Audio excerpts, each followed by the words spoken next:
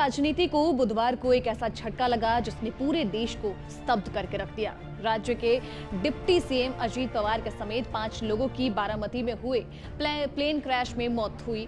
यह हादसा उस वक्त हुआ जब उनका चार्टर विमान पुणे के पास बारामती एयरपोर्ट पर लैंड करने की कोशिश कर रहा था। इस दर्दनाक हादसे में अजीत पवार के साथ पायलट सुमित कपूर को और साथ ही को पायलट शांभवी पाठक, विदीप जाधव और पिंकी मालिक की भी जान चली गई। लेकिन इस हादसे के बाद अब सिर्फ शोक नहीं बल्कि कई गंभीर सवाल भी खड़े हो रहे हैं। इसी बीच पश्चिम बंगाल की मुख्यमंत्री ममता बनर्जी ने भी इस हादसे पर सवाल उठाते हुए सुप्रीम कोर्ट की निगरानी में जांच की मांग कर दी। ममता बनर्जी ने दावा किया कि 2 दिन पहले मुझे जानकारी मिली थी कि अजीत पवार बीजेपी छोड़ने वाले हैं और इसके बाद यह हादसा हो गया।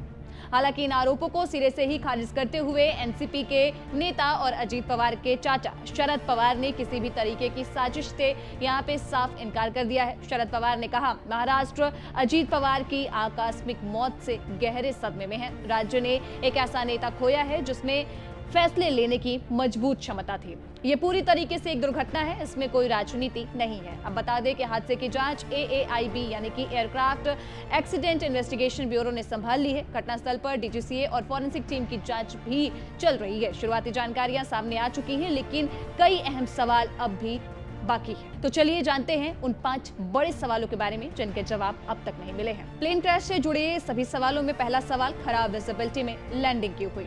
नागरिक उड्डयन मंत्री के राम मोहन नायडू के मुताबिक दुर्घटना के वक्त बारामती एयरपोर्ट पर विजिबिलिटी खराब थी। DGCA के अनुसार पहले अप्रोच में पायलट ने रनवे न दिखने की बात कही और विमान ने गो अराउंड किया। फिर दूसरी बार ATC ने पूछा कि क्या रनवे दिख रहा है, जिस पर पायलट ने हाँ कहा।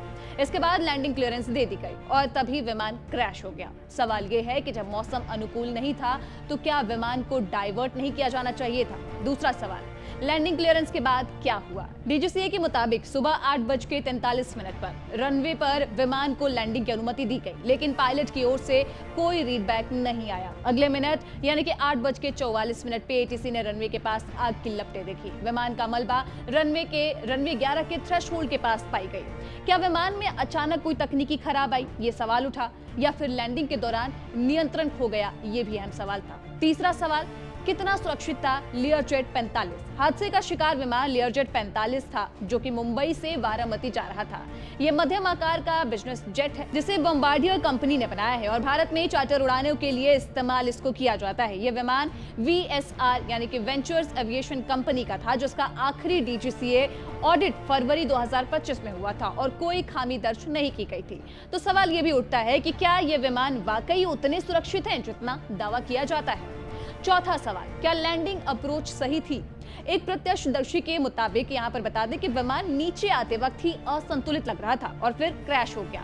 कुछ कथित CCTV फुटेज में विमान हवा में पलटता हुआ दिख रहा है, हालांकि इसकी आधिकारिक पुष्टि बिल्कुल नहीं हुई है। कंपनी मालिक विजय कुमार सिंह ने कहा कि पायलट बेहद ही अनुभवी थे। कैप्टन सुमित कपूर की बात करें तो 16,000 घंटे का उड़ान का अनुभव था। को पायलट शांभवी पाठक को 1500 घंटे का अनुभव। तो फिर सवाल ये कि क्या अप्रोच स्टेबल थी या लैंडिंग के वक्त विमान गलत पोजीशन में था। पांचवा सवाल, मेडे कॉल को लेकर कि क्यों नहीं दी गई। सबसे बड़ा सवाल यही है कि हादसे से पहले पायलट ने मेडे कॉल यानी इमरजेंसी कॉल क्यों नहीं दी। Aviation expert captain Amit Singh के मुताबिक मेडे कॉल ना होना इस ओर इशारा करता है कि आखिरी पल तक पायलट को लगा कि वो विमान पर नियंत्रण में है। अगर इंजन फेलियर या फिर गंभीर तकनीकी खराबी होती तो मेडे कॉल तो जरूर दी जाती। अब जांच एजेंसियों के सामने ये 5 बड़े सवाल है कि यह हादसा मौसम की मार थी या फिर मानवीय चूक या फिर किसी सिस्टम फेलियर का नतीजा था। इसका जवाब तो खैर AAIB की रिपोर्ट में ही मिलेगा। तब तक आप अपनी राय कमेंट सेक्शन में जरूर लिखिएगा।